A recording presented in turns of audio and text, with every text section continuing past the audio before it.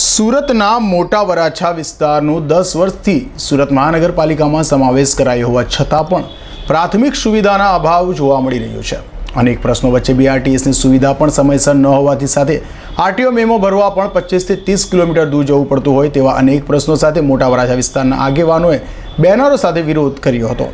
સુરતના મોટા વરાછા વિસ્તારના આગેવાને વિરોધ કર્યો હતો। મોટા વરાછા વિસ્તારનો સુરત મહાનગરપાલિકામાં સમાવેશ થયો છે। જો કે 10 વર્ષથી વધુ સમય થયો હોવા છતાં પણ આજે પણ પ્રાથમિક સુવિધાથી મોટા વરાછાના લોકો વંચિત છે। મોટા વરાછા વિસ્તારમાં લાખોની વસ્તી રહેતી હોવા છતાં પણ બીઆરટીએસની સુવિધાનો અભાવ છે। તો બીજી તરફ આરટીઓ મેમોને લઈને પણ વિરોધ કરાયો હતો અને 25 થી 30 કિલોમીટર અંતર કાપી પાલ ખાતે જઈ સ્થાનિકોએ દંડ ભરવો પડે છે।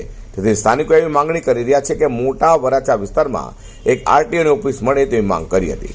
સાથે મનપાની બસનો અભાવ હોવાથી માત્ર 13 બસ ફાળવાઈ છે, જેમાં જે ઇન્ટરનલ રોડ છે તેમાં પણ બસ આવવાથી લોકોને ભારે સામનો કરવો પડતો હોય છે। મારું નામ છે નિલેશભાઈ વિરાણી। હું અહીંયા 10 વર્ષથી મોટા વરાછામાં રહું છું અને સુરતમાં આવી ગયો 20 વર્ષ થઈ ગયા છે।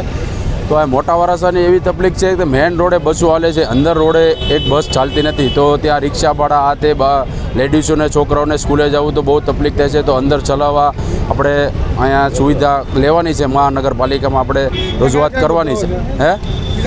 બીજા આપણે હાઈ સ્ટેશન જીવલેણ તાર છે જીબીના એ અંડરગ્રાઉન્ડ કરવાના છે। પછી આરટીઓ નથી, 50 વર્ષના 60 વર્ષના અહીંયા આરટીઓ છે નહીં। તો અમારે દૂર દૂર મેમો આરટીઓ લર્નિંગ લાયસન્સ કે ટ્રેસ ડ્રાઈવર લેવા તો આપણે પાલ અડાજણ જવું પડશે, તો અમારે બહુ દૂર થઈ જાય। અહીંથી 25-30 કિલોમીટર અહીંથી દૂર છે। તો એની માટે આપણે થોડી રજૂઆત કરવી છે, તો અમને આ એરિયામાં થોડીક સુવિધા મળી જાય તો અમારે ત્યાં જવું પડે નહીં। અને અહીંયા મોટા વરાછામાં 5 લાખની વસ્તી છે, તો બસનું બહુ ટ્રાફિક છે। સાંજે જવો તો ફૂલ ડબલ બસના માણસો ભીરા હોય, ટ્રાફિક હોય, એટલે માણસને કેમ બેસવું કેમ ઊભું રહેવું એવું બહુ તકલીફ છે।